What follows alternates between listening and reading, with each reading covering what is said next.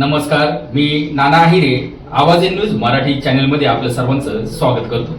बघूया आजची ठळक बातमी. शर्तीचा भंग करणाऱ्या सेवा केंद्रावर होणार कारवाई. अनधिकृत आपले सरकार सेवा केंद्रांना बसणार चाप.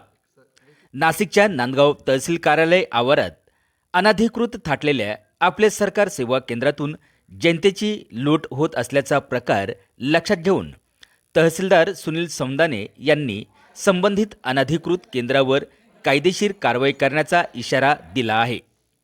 नांदगाव सेतू कार्यालयामार्फत सर्व प्रकारचे दाखले विहित नेमून दिलेल्या शुल्कामध्ये मिळतात, परंतु तहसील कार्यालयालगत असणारे अनधिकृत CSC आपले सरकार केंद्राच्या पसरलेल्या जाळ्यामुळे सर्वसामान्यांना लुटले जाते.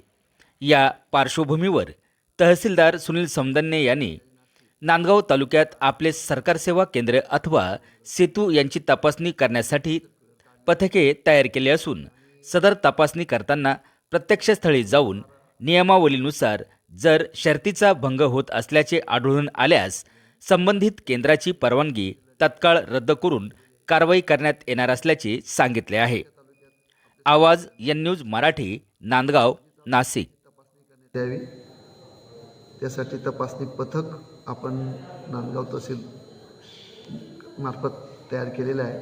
पथकामध्ये नायब तहसीलदार, अव्वल कारकून, तलाठी, मंडळाधिकारी यांचा समावेश केलेला आहे आणि प्रत्यक्ष जागेवर जाऊन त्यांनी 19 मुद्दे तपासायचे आहेत. त्यामध्ये आपण जो एक प्रश्न केलेला आहे की दुसऱ्याचा कोणी ID वापरत असेल, त्यानंतर त्या प्रत्यक्ष मंजूर झालेल्या जागेव्यतिरिक्त तो जर काही चालवत असेल, त्यानंतर त्यांनी नागरिकांची तक्रार पुस्तिका उपलब्ध नसेल किंवा नेट कनेक्टिव्हिटी नसेल किंवा तिथे बसायला जागा ठेवली नसेल, पाण्याची सुविधा ठेवली नसेल, अशा आपले सेतू केंद्र किंवा महाई सेवा आपले सरकार केंद्र यांची तपासणी करायची आहे. 19 मुद्दे दिले, त्याचा आम्ही फॉर्म पण आमच्या तपासणी पथकाला पुरवलेला आहे.